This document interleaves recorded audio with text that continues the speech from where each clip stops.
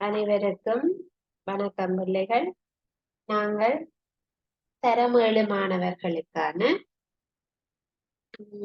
நிலைமின் என்கின்ற பாடத்தினுடைய தொடர்ச்சி தான் பார்க்க இருக்கிறோம். இப்ப நாங்க நிலைமின் என்றா என்ன என்று சொல்லி ஏற்கனவே பார்த்திருக்கிறோம்.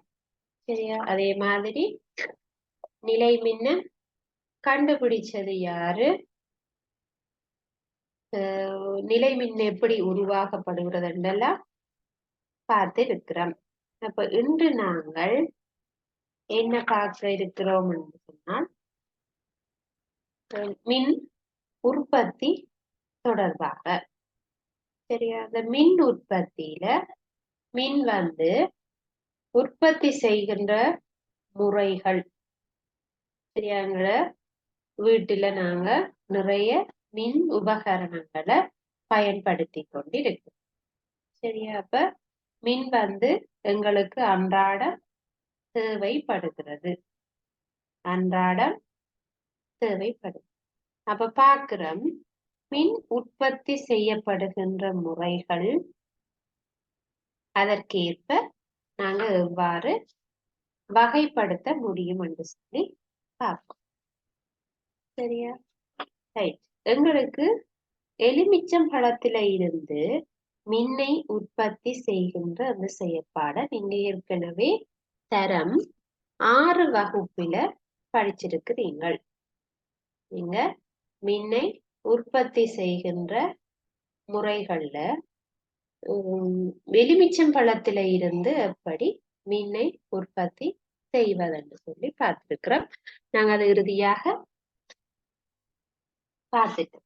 என்னென்ன தகடுகளை அதுல பயன்படுத்தினாங்க? நாகத்தகட்டையும் செப்பு தகட்டையும் பயன்படுத்தி ஒரு எலுமிச்சம் பழத்திலிருந்து கரண்ட், அது நிறைய வராத பிள்ளைகள், ஓரளவாக சிறிது நேரத்துக்கு நாங்க ஒரு சிறிய மின் குமிழை ஒளிரச் செய்து அவதானிக்க முடியும். சரியா? ரைட். அப்ப இன்று நாங்க என்ன பார்க்க போறோம்டா, ஒரு எளிய மின்கலம் மின்கலம் தொடர்பாகத்தான் பார்க்க இருக்கு.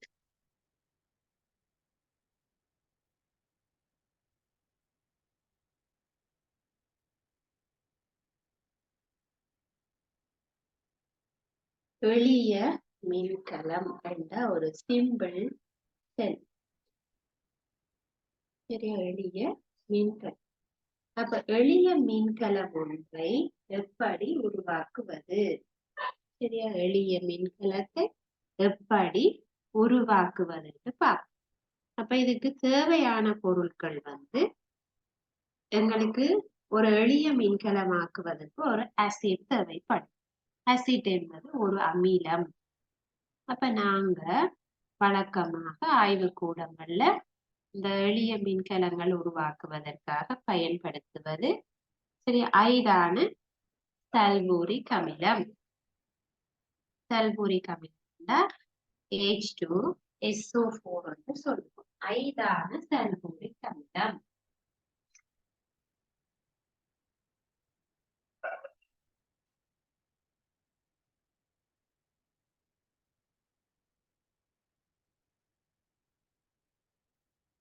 அல்லது நீங்கள் ஹைட்ரோகுளோரிக் அமிலத்தையும் பயன்படுத்தி செய்ய முடியும்.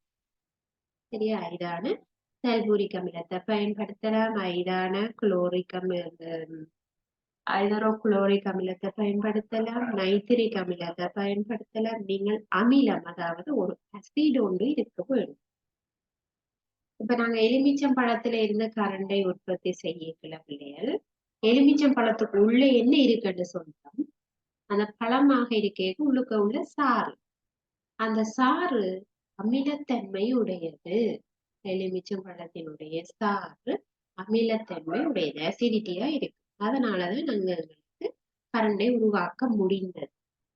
அப்ப எங்களுக்கு அதே போலதான் இங்க எலுமிச்சம் பழத்துல இருக்கிற சாருக்கு பதிலாக இந்த அமிலம் பயன்படுத்தப்பட போகும்.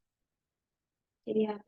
எலுமிச்சம் பழத்துல இருக்கிற சாறு உள்ளுக்கு சாராகவே இருக்கிறதுனால எங்களுக்கு எந்த ப்ராப்ளமும் இல்லை. ஆனா இங்க நாங்க எடுத்தது ஆசிட், அதை நாங்கள் ஒரு முகவைக்குள்ள எடுத்துக்கொள்ள வேண்டும். சிறிய முகவை ஒன்று எடுத்து அதுக்குள்ள நாங்கள் எடுத்துக்கொள்ளும்.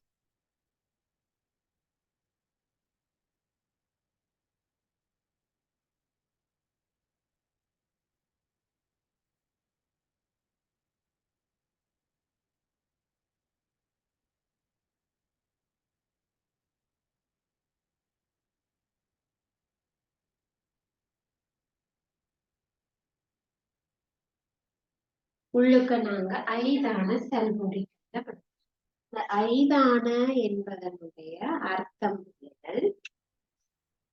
நாங்கள் சல்பூரிக் அமிலத்தை எடுத்து அதை ஒரு கொஞ்சம் தான் விட்டிருக்கிறோம். அதோட சேர்த்து நாங்கள் நீர் சேர்த்து வச்சிருக்கிறோம். ஐதான என்பதனுடைய அர்த்தம் நீர் சேர்க்கப்பட்ட சல்பூரிக் அமிலம். இதுக்குள்ள சல்பூரிக் அமிலத்தினுடைய துளிகள் இப்ப நாங்க இந்த முகவேக்குள்ள இவ்வளத்துக்கு தண்ணி எடுத்து சல்பூரிக் அமிலத்தின் 2-3 ட்ரொப் விட்டாலே இது ஒரு அமிலத்தன்மையை ஆகிவிடும். இந்த முகவையில இருக்கக்கூடிய நீர் எல்லாமே அமிலமாக மாறிவிடும். ஆகவே எங்களுக்கு அது ஐதான சல்பூரிக் அமிலம்.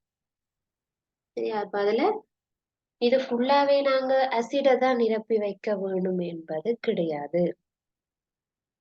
நீரை எடுத்து நீருக்குள்ள அசிட விட்டு அதை ஐதாக்கி பயன்படுத்துறோம். இப்ப அசிடுகள் என்றா உங்களுக்கு தெரியும் பிள்ளையா, ஆபத்தானவை.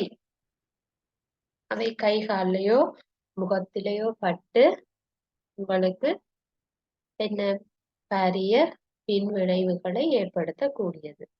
இப்ப உங்களுக்கு பாடசாலையிலையும் சரி வகுப்பறையில ஏதோ ஒரு வகுப்புல நீங்க படிக்க இந்த மாதிரி அசிட்டுகளோட உங்களுக்கு பரிசோதனைகள் செய்யப்படும் போது அதை நீங்க செய்ய வேண்டாம், ஆசிரியர் செய்யறத இருந்து கவனமாக பாருங்க.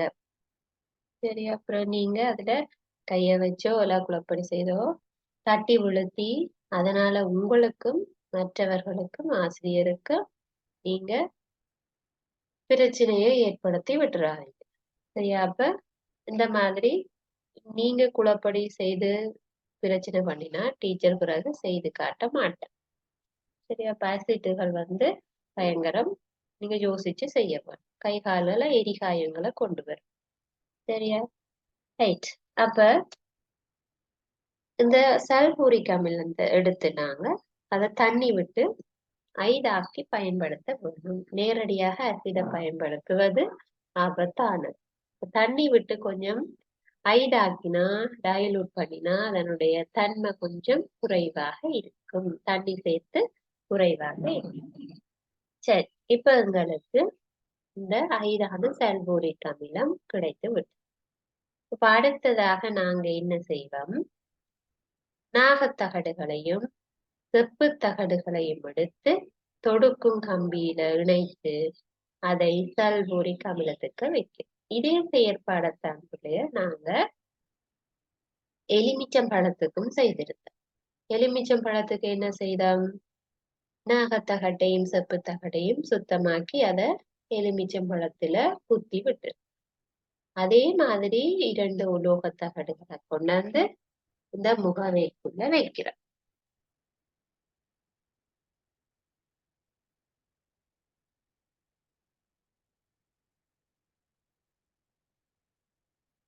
நாகத்தகட்டையும் செப்பு தகட்டையும் என்ன செய்திருக்கிறோம், அந்த ஐதான சல்பூரிக் அமிலத்துக்குள்ள கொண்டு வந்து வைத்திருக்கிறோம். இப்ப அத என்ன செய்யறோம், தொடுக்கும் கம்பி, தொடுக்கிற கம்பி என்ன வயர் அல்ல, வயர் ஸ்கூல்ல நீங்க பார்த்திருப்பீங்க, இல்ல வீடு வழியா பார்த்திருக்கிறீங்க. வயர் கனெக்ட் பண்றது தொடுக்கக்கூடிய கம்பி. அதை எடுத்து நாங்க ஒரு அம்பியர் மானியில கனெக்ட் பண்றோம். அம்பியர் மானியை எதுக்காக பயன்படுத்துவோம், அம்பியர் என்னத்தை அளக்கிறது, மின்னோட்டத்தை அளப்பது. அம்பியர் மின்னோட்டத்தை அளப்பது. ஆகவே நாங்க எதுக்காக அம்பியர் பயன்படுத்துறோம், இங்க கரண்ட் வந்தா அம்பியர் மானி அசைறத பார்க்கலாம்.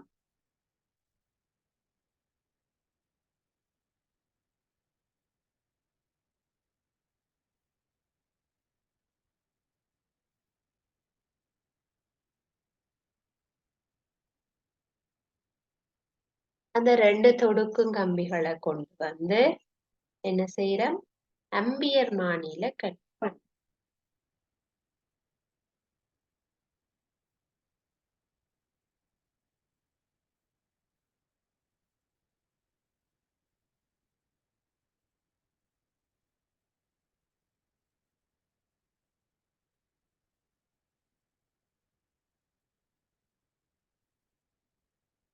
ஆம்பியர் மானி ஏ என்கின்ற குறியீடு போடப்பட்டால் அது ஆம்பியர் மானி.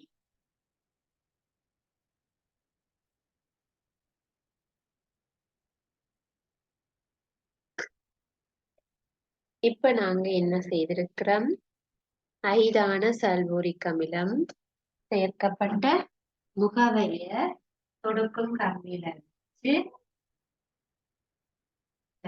ஐதான சல்பூரிக் அமிலம், 1 நாகத்தகடு,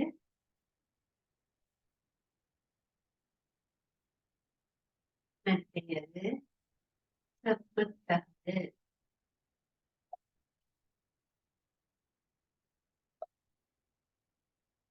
ஆம்பியர் மானி.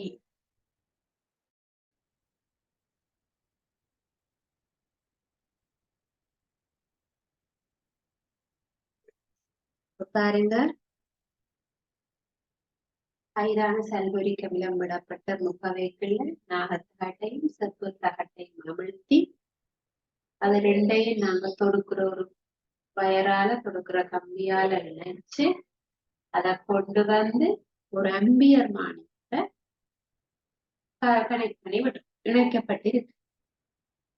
இப்ப சிறிது நேரத்திலேயே உங்களுக்கு அவதானம் என்ன, நீங்க என்ன பார்க்கலாம், ஆம்பியர் மானி உள்ள காட்டி, அதாவது இதுல உங்களுக்கு ஒரு உள்ளொன்று தரப்பட்டிருக்கும்.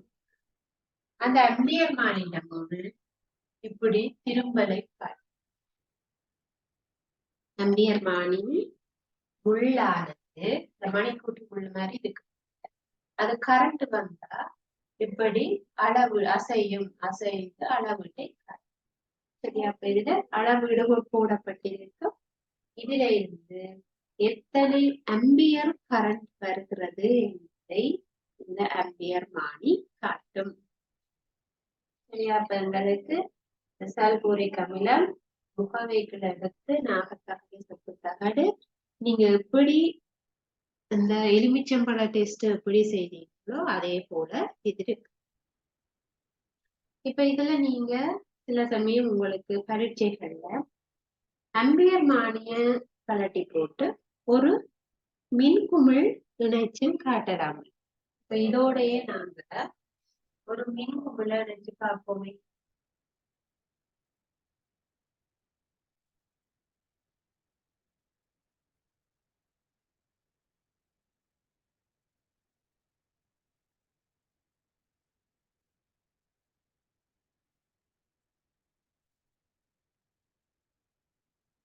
ஒரு மின்குமிழை நாங்கள் இணைத்து பார்த்திருந்தா இப்ப உங்களோட அவதானம் என்னவாக இருக்கும், மின்குமிழ் ஒளிரும், ஆம்பியர் மானி திரும்பலை காட்டும், ஆம்பியர் மானி திரும்பலை காட்டும்.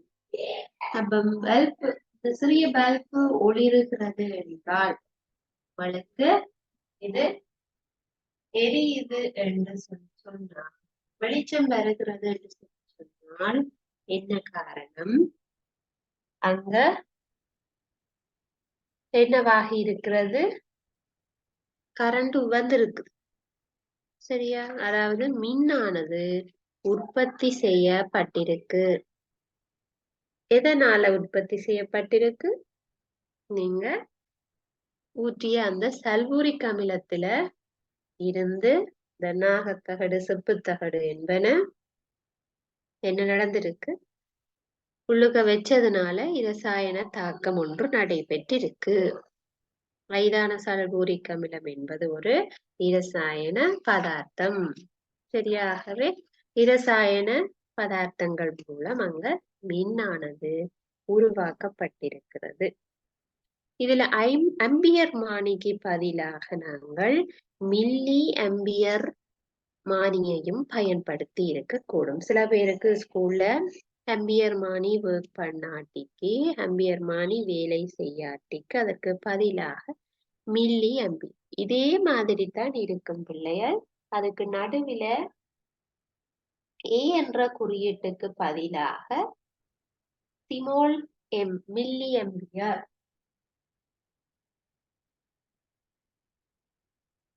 மில்லி அம்பியர் என்று எழுதப்பட்ட உபகரணத்தையும் பயன்படுத்தி இருக்கக்கூடும். சரியா? அப்ப நீங்க அதையும் பயன்படுத்தி இதுல கரண்ட் வருதா இல்லையா என்பதை அவதானிக்க முடியும். அதே மாதிரி மையப்பூச்சி அம்பியர் மானி என்று சொல்லுவோம். அதுக்கு மையத்துல பூஜ்ஜியம் இருக்கும், அது ரெண்டு சைடும் என்ன அசையக்கூடியதாக இருக்கும். அப்ப இந்த அம்பியர் என்று சொல்லப்படுவது மின்னோட்டத்தை அளக்கின்ற அலகாக இருக்கிறது.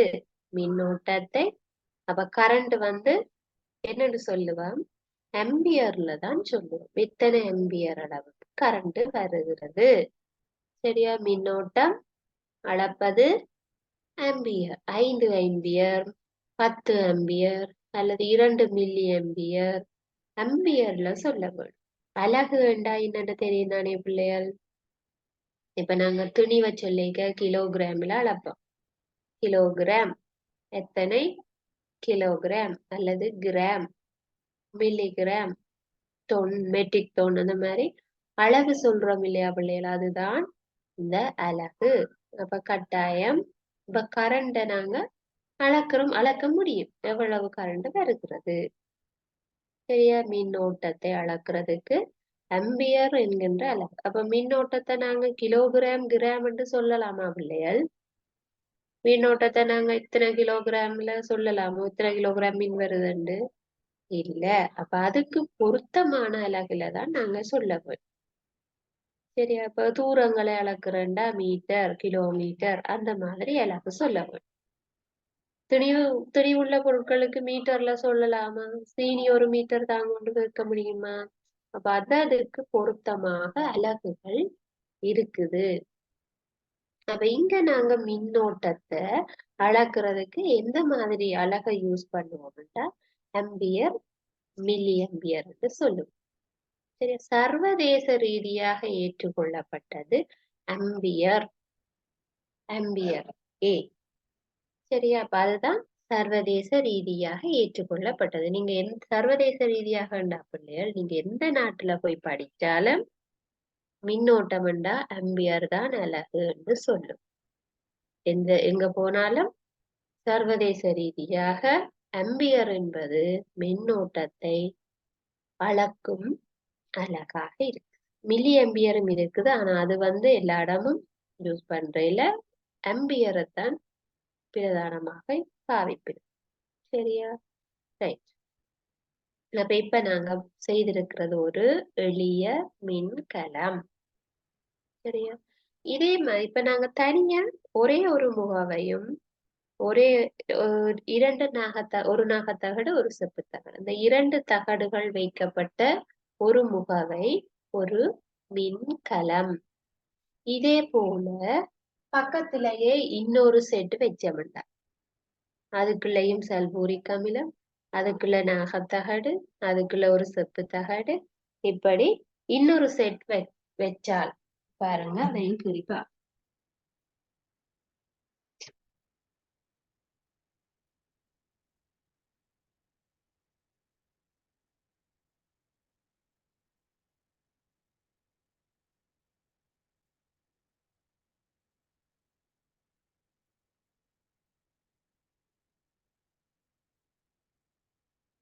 அதே போல சல்பூரிக் அமிலம் விட்டு அதே மாதிரி நாங்க நாகத்தகட்டையும் செப்பு தகட்டையும் வச்சிருக்கோம்.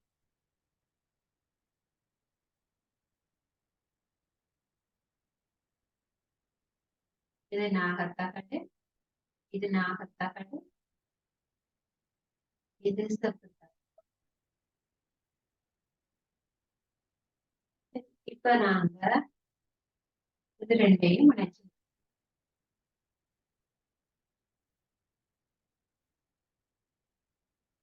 இப்ப பாருங்க, இதோட இன்னொரு செட்டை சேர்த்திருக்கிறோம். இது தனியே இருந்தா ஒரு எளிய மின்கலம், இப்படி ரெண்டு சேர்த்தா ரெண்டு பேட்டரி மாறும். ஆகவே இது மின்கலத்தின் தொகுதி என்று சொல்லுவோம். என்னது? எளிய மின்கலங்களை ஒரு கூட்டமாக எடுத்தா மின்கல தொகுதி என்று அழைக்கப்படும். எளிய மின்கலத்தை சேர்த்தால் அது ஒரு மின்கல தொகுதி. இது உங்களோட பயிற்சி பாட புத்தகத்துல தரப்பட்டிருக்கு. சரியா? 54ஆம் பக்கத்துல புத்தகம் இருந்தா நீங்க பார்க்கலாம். மின்கலத்தினுடைய தொகுதியில இதே போல உங்களுக்கு 3 அடுக்குகள் தரப்படும். நாகத்தகடு, செப்புத்தகடு வைக்கப்பட்டு 3 அடுக்கு. அது மூன்றும் சேர்த்து, அதாவது 1, 2, 3 இன்னொரு முகவரி சேர்த்து மின்கல தொகுதி என்று அழைக்கப்படுகிறது. சரியா? இதை நாங்க மின்கல தொகுதி ஒன்றை எப்படி உருவாக்குறதுன்னு பார்ப்போம். அடுத்ததாக உலர் மின்கலத்தின் தொகுதியை எப்படி உருவாக்கும். இது உங்களுக்கு விளங்கி இருக்க நினைக்கிறேன். சல்பூரிக் அமிலத்துல செப்புத்தகட்டையும் நாகத்தகட்டையும் வைத்து அதை அம்பியர் மானியுடன் இணைத்த அல்லது ஒரு மீன் குமிழுடன் இணைத்த போது அவதானம் என்னவாக இருக்குது? அம்பியர் மானியா செய்கிறது, மீன் குமிழ் ஒளிர்கிறது. இதுல இருந்து என்ன சொல்றோம்? இந்த ஐதான சல்பூரிக் அமிலத்தில் வைக்கப்பட்ட செப்புத்தகட்டு நாகத்தகட்டில இருந்து மின் உருவாகி உள்ளது, உற்பத்தி செய்யப்பட்டுள்ளது. இது ஒரு எளிய மின்கலம். எளிய மின்கலங்கள் தொடர்ச்சியாக இணைக்கப்பட்டால் அது மின்கலத்தின் தொகுதி என்று அழைக்கப்படும். சரியா? அடுத்ததாக நாங்கள் மின்கல தொகுதி பார்ப்போம்.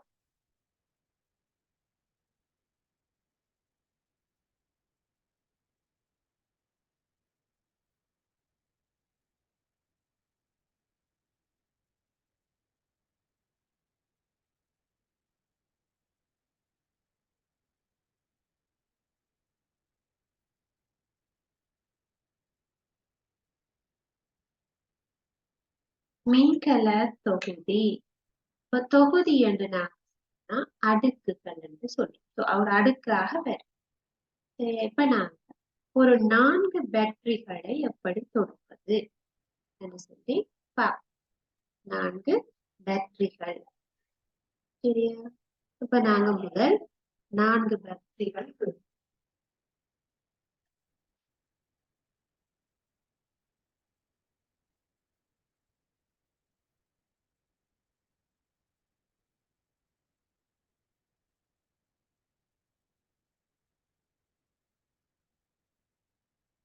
இப்ப நாங்க ஒரு பேட்டரி திறமிட்டா அதுல பிளஸ் மைனஸ் கட்டாயம் போட வேண்டும். அதாவது நீங்க ஒரு பேட்டரி எடுத்து பார்த்தா தெரியும், அதுல ஒரு முனையில பிளஸ் ஏற்றமும் மற்ற முனையில மர ஏற்றமும் அவர்கள் போட்டு காட்டுகிறார்.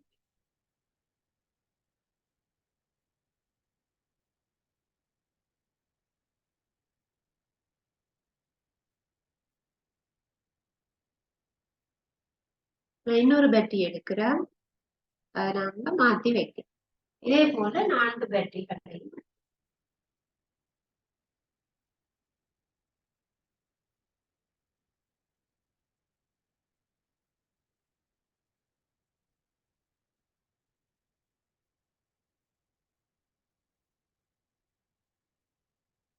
இப்ப நாங்க 4 பேட்டரியும் எடுத்துட்டோம். சரியா? இப்ப என்ன செய்யறதுன்னா, நாங்கள் பிளஸ்ல இருந்து மைனஸுக்கு தான் நினைக்க. பிளஸ்ல இருந்து மைனஸுக்கு இதால ஒரு வயர் இணைச்சிருந்தா பிளஸ்ல இருந்து மைனஸுக்கு இணைச்சு.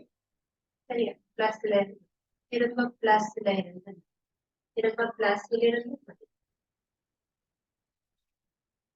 இப்படித்தான் என்ன செய்ய வேணும்? இணைக்கப்பட வேண்டும். பேட்டரிய இணைக்கிற முறை. ஒரு பேட்டரி என்றா அந்த பிரச்சனை இல்ல பிள்ளைகள். 2 அல்லது 3 4 பேட்டரிகளை நீங்க இணைக்கல ஒரு பேட்டரியிட்ட மைனஸ் மறை முடிவிடம் நீங்க அடுத்த பேட்டரிக்கு பிளஸ் முடிவிடத்தோட போடணும். இப்ப இது உங்களுக்கு தெரிஞ்சிருக்கும்னு நினைக்கிறேன். சில வேளை இந்த டோர்ச் லைட்டுக்கு சில சமயம் பேட்டரி போட்ட அனுபவம் உங்களுக்கு இருக்கு. இந்த பேட்டரிகளை நீங்க மாறி போட்டா டோர்ச் லைட் எரியுமா? எரிந்ததா? உங்களுக்கு இப்ப இருக்கிற பிள்ளைகளுக்கு சில வேளை இந்த டோர்ச் லைட்டுக்கு பேட்டரி போட்ட அனுபவம் இருக்காது பிள்ளைகள். ஏன்னா உங்களுக்கு இப்ப சார்ஜர் லைட் எல்லாமே சார்ஜ்ல போட்டுட்டு அப்படியே எடுத்து ஒன் பண்ற பேட்டரிகள் டோர்ச் லைட்டுகளாகத்தான் இருக்கும் சார்ஜர் லைட்டு. ஆனா சில வீடுகள்ல இருக்கலாம் அந்த டோர்ச்சுக்கு பேட்டரி போடுறது. அல்லது அதை விடுங்க, நீங்க ரிமோட்டுக்கு பேட்டரி போடுறத யோசிச்சு பாருங்க. ரிமோட்டா இருக்கும் தானே பிள்ளைகள் வீட்டுல. அப்ப ரிமோட்டுக்கு நீங்க பேட்டரிய மாறி போட்டா வேலை செய்யுமா? ஒர்க் பண்ணுமா? இல்ல. பேட்டரி போடைக்கு எதுக்காக நாங்க பார்த்து போட வேணும்? அந்த பிளஸ் மைனஸ மாத்தக்கூடாது. அப்ப எங்களுக்கு பேட்டரி ஒன்றுல மின்கலத்துல மின்கலம்ண்டா பேட்டரி உலர் மின்கலம். அப்ப இங்க நாங்க பேட்டரி என்று கதைக்க கூடாது, உலர் மின்கலம் என்று சொல்லணும். எங்க விஞ்ஞானத்துல நீங்க விஞ்ஞான பாடம் செய்யக்குள்ள அதை நீங்க பட்டி என்று எழுதக்கூடாது. பேட்டரி என்பது ஆங்கில சொல். நீங்க தமிழ்ல அத மின்கலம் அல்லது உலர் மின்கலம் என்கின்ற வார்த்தை பயன்படுத்த வேணும். சரியா? அப்ப ஒன்றுக்கு மேற்பட்ட கூட்டங்களை, அதாவது மின்கலங்களை கூட்டமாக இணைத்து பெறப்படுவதுதான் மின்கல தொகுதி. ஒன்றுக்கு மேற்பட்ட மின்கலம்ண்டா இதுதான் 1 2 3 4 கலம். அப்ப இதுல நான் எத்தனை மின்கலம் சேர்த்திருக்கிறேன்?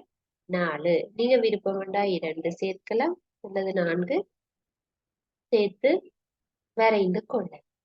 சரியா? அப்ப இது மின்கலங்கள், ஒன்றுக்கு மேற்பட்ட மின்கலங்களை கூட்டாக நாங்க எடுத்து கலங்களை அடுக்கி வச்சிருக்கோம். மின்கலம் மின் கலங்களை அடுக்கி கூட்டாக இணைத்து அந்த மின்கல தொகுதிய மின்கல அடுக்கு என்று நாங்க சொல்ல முடியும். கலங்களை அடுக்கி வச்சிருக்கோம்.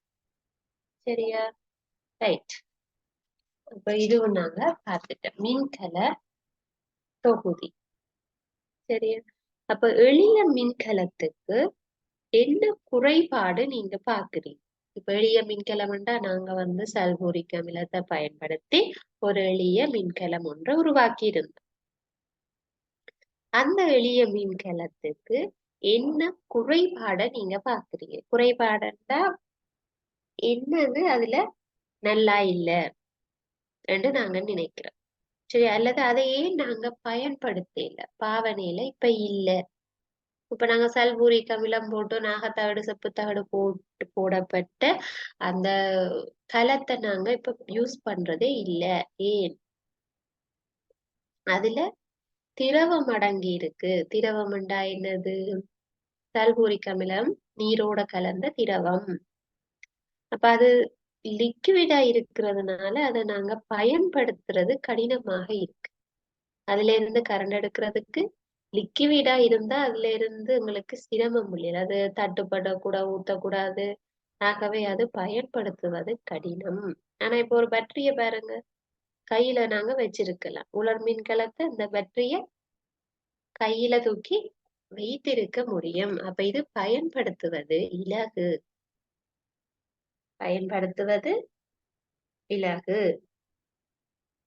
அந்த இரசாயன கலத்தை நாங்க என்ன செய்யறது? கொண்டு திரியவும் இயலாத பிள்ளைகள். ஆகவே அது பயன்படுத்த கஷ்டம். அதை விட அதிக நேரம் மின்னை அதுல இருந்து எடுக்க இயலாது. அது ஒரு பரிசோதனை. இப்படியாக மின்னை உருவாக்க முடியும். இதில இருந்து ஒரு அசிடை பயன்படுத்தி நாங்கள் மின்சாரத்தை உருவாக்க முடியும், உற்பத்தி செய்ய முடியும் என்பதுதான் அதனுடைய அர்த்தம். ஆனா அதை பயன்படுத்துவது கஷ்டம். கொண்டு திரிய இயலாது. அப்ப இப்ப எங்களுக்கு என்ன தேவையாக இருக்கு கரண்ட உருவாக்குறதுக்கு அல்லது பயன்படுத்துறதுக்கு என்ன தேவையாக இருக்குன்னா பயன்படுத்துறதுக்கு இலகுவாக இருக்க வேணும், அதிக மின்னோட்டத்தையும் தர வேணும்.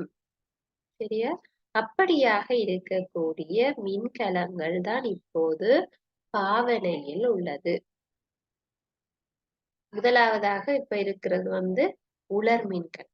பேட்டரிகள் தான் வந்து பாவனையில இலகுவாக பயன்படுத்த இலகுவாக காணப்படுது. இப்ப நீங்க எப்படியே ரிமோட்டுகளுக்கு பேட்டரி பாவிச்சு கொண்டு இருப்பீங்க. சரியா? அப்ப உலர் மின்கலம் எவ்வாறு ஆக்கப்பட்டுள்ளது, அது பயன்படுத்தப்படுகின்ற சந்தர்ப்பங்கள் என்ன என்றுதான் அடுத்தது நாங்க பார்க்க. வெவ்வேறு வகையான இரசாயன கலங்களை என்னத்தால உருவாக்கி இருக்கிறோம், ஆக்கப்பட்டிருக்கிற பதார்த்தம் என்ன, அதை எப்ப எப்ப பயன்படுத்த போகிறோம். இப்ப அட்டவணை ஒன்று போட்டுக்கொள்ளுங்க.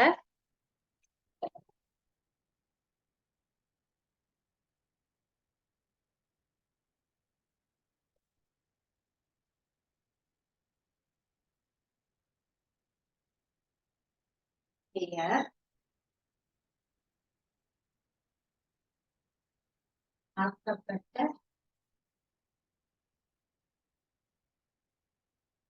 பதார்த்தம்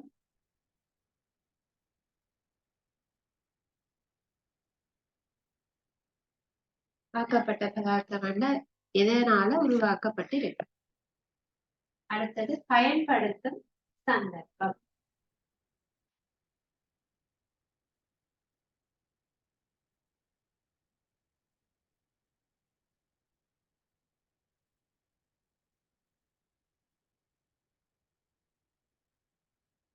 பயன்படுத்துவதற்கு சந்தர்ப்பம்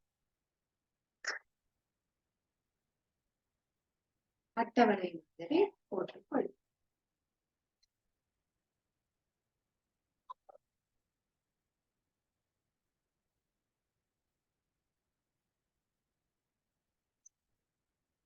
அட்டவணை ஒன்று போட்டுக்கொள்ளுங்க. முதலாவது உலர் மின்கலம்.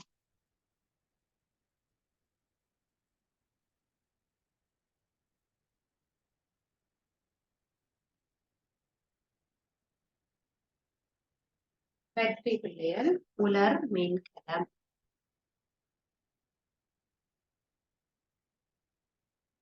உலர் மின்கலம் ஆக்கப்பட்டுள்ள பதார்த்தம் நாகத்தகடு,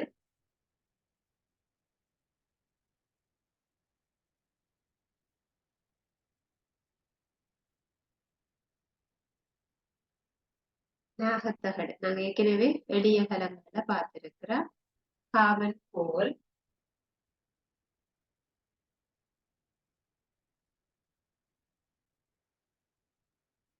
காவல் போல்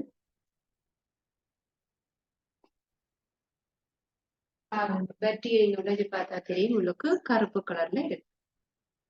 சரி, உலர் மின்கலத்துக்குள்ள இருக்கு. அப்ப இந்த பேட்டரி உலர் மின்கலத்தை நாங்க எங்க பயன்படுத்துவோம்? மின் சூழ், அதாவது டோர்ச் லைட். மின் சூழ் என்றா டோர்ச் லைட்.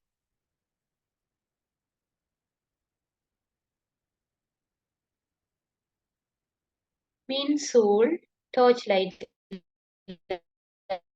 பயன்படுத்துவோம். மற்றது ரேடியோக்கள்லையும் பயன்படுத்தி இருப்பேன். ரேடியோக்களுக்கு பேட்டரி போட்டு முதல் வானொலி வானொலியிலையும் பயன்படுத்தும். சரியா? அதிலையும் இருக்கிறது.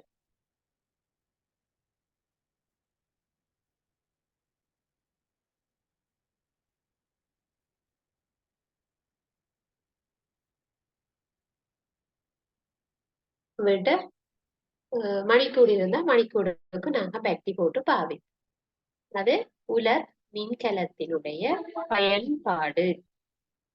அடுத்தது சார மின்கலம்.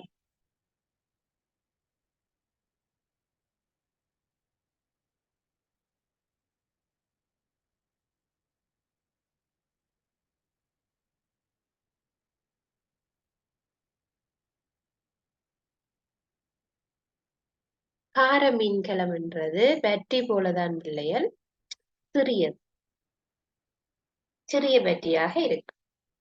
சரியா? அப்ப இது எங்க இருக்குண்டா, இதுல என்னென்ன பதார்த்தம் ஆக்கப்பட்டிருக்குண்டா, நிக்கல் கட்மியம் என்றது பிள்ளைகள் ஒரு உலோகம். இப்ப நாங்க நாகத்தகடு செப்பு தகடு அது ஒரு உலோகம்.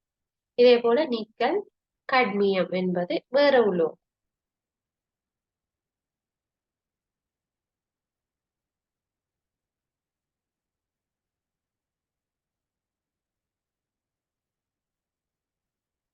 இந்த சொற்கள் புதிதாக இருக்கும் பிள்ளைகள். நிக்கல் கட்மியம் என்பது நாகத்தகடு செப்புத்தகடு போல இது ஒரு உலோகம். சரியா? உலோகம். நிக்கல் கட்மியம் போன்ற உலோகம்.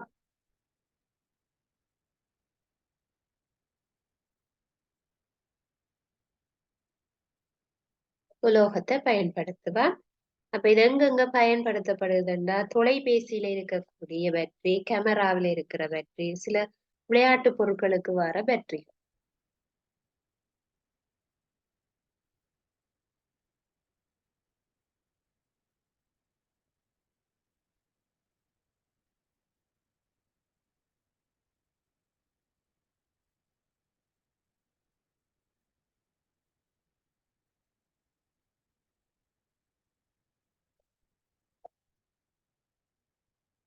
விளையாட்டு பொருட்களுக்கு வரக்கூடிய பேட்டரிகள் அதுக்காக பயன்படுத்தப்படும்.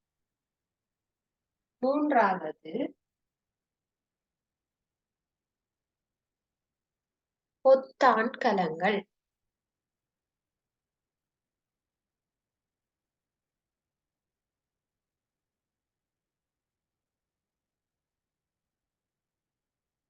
பொத்தான் கலம், பொத்தான் என்ற பெயர் அந்த முந்தின காலத்தாக்கள், பழைய காலத்தாக்கள் இந்த நாங்க சில சமயம் இந்த புதுகளுக்கு பூட்டுற சின்ன சின்ன பொத்தான்கள் என்று சொல்லுவோம். அதை வச்சுக்கொண்டு இப்ப மணிக்கூட்டுக்கு வர சின்ன சின்ன பேட்டரிகள்ல தான் அப்படி பொத்தான் கலங்கள் என்று சொல்றோம். சரியா? பொத்தான் கலங்கள். அப்ப இது என்னத்தால ஆக்கப்பட்டிருக்குன்னா, இலித்தியம் இரசம். லித்தியம் ரசம்.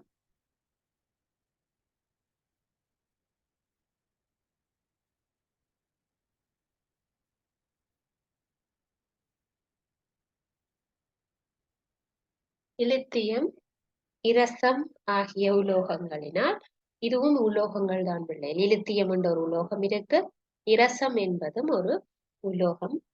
ஆகவே இது வேற வேற உலோகங்கள். இப்ப பாருங்க, எங்களுக்கு மின்னை கடத்துறதுக்காக உலோகங்களை பயன்படுத்தி கொண்டு வரோம்.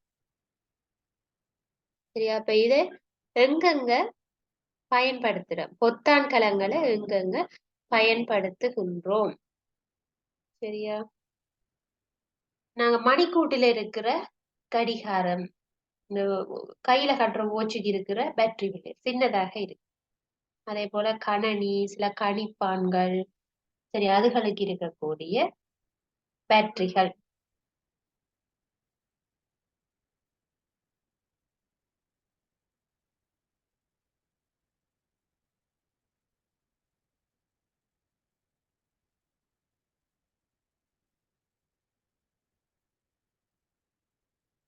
சரியா?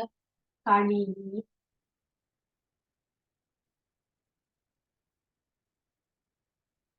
கணினிக்கு இருக்குது கணிப்பான்.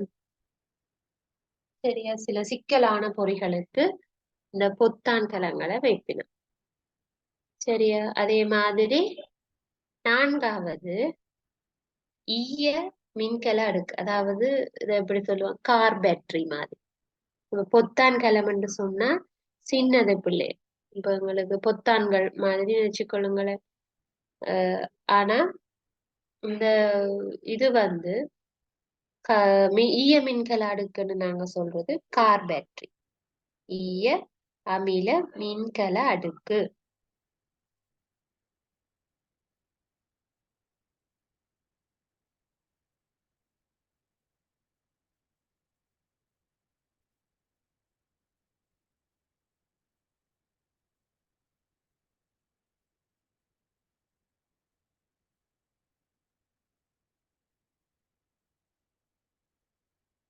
மின்கல அடுக்கு.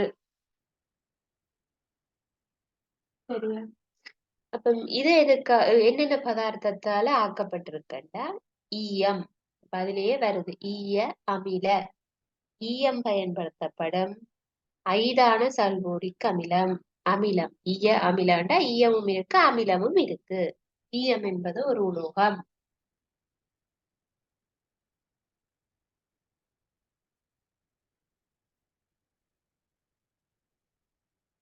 ஐதான சல்பூரிக் அமிலம்.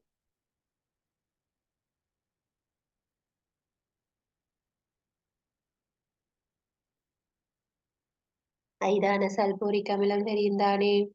இப்ப நாங்க பார்த்தது ஒரு எளிய மின்கலத்திற்கு என்ன செய்திருக்கிறோம்? ஐதான சல்பூரிக் அமிலம் சேர்த்து நாகத்தகடு செப்பு தகடு வச்சா அது ஐதான சல்பூரிக் அமிலத்தை பயன்படுத்திய எளிய மின்கலம். ஆனா இது ஈயத்தை பயன்படுத்தி ஐதான சல்பூரிக் அமிலத்தை வச்சு ஆக்குற பேட்டரி ஈய அமில மின்கல அடுக்கு, அதாவது கார் பேட்டரி. அப்ப அதை எங்க பயன்படுத்தண்டா? கார்ல இருக்கு, பஸ்ல இருக்கு, மோட்டார் பைக்ஸ் எல்லாத்துலயும் இருக்கு. அதாவது மின்னேற்றி பயன்படுத்தக்கூடிய மின் விளக்குகள்லையும் இருக்கு.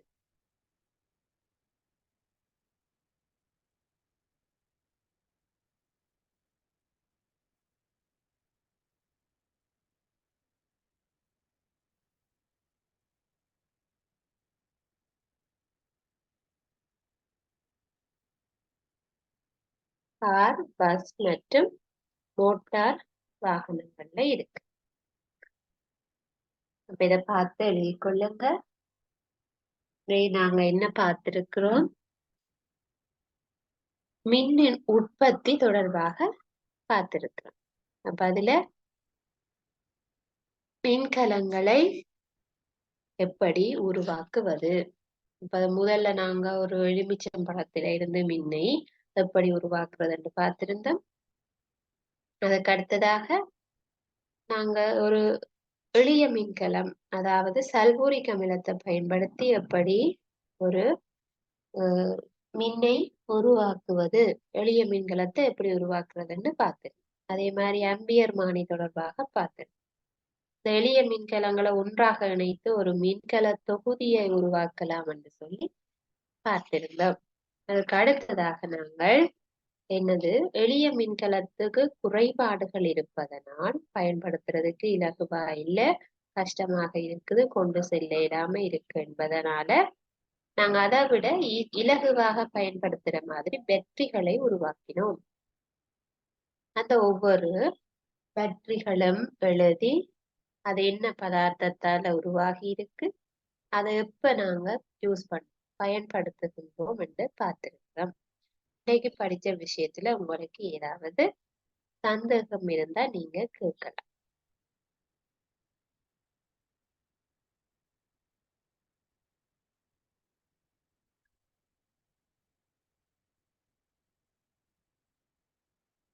உங்களுக்கு டவுட்ஸ் இல்லையண்டா பிள்ளைகள், நாங்க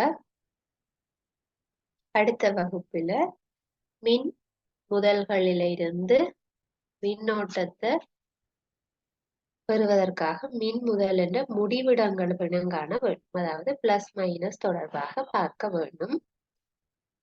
அப்ப இந்த அட்டவணையை நீங்க போட்டிருந்தா உங்களுக்கு இந்த மின்கலங்கள் தொடர்பாக விளங்கி இருக்கும். அடுத்த வகுப்புல நாங்க மின் முதல்களினுடைய முடிவிடங்கள் தொடர்பாக பார்க்கலாம்.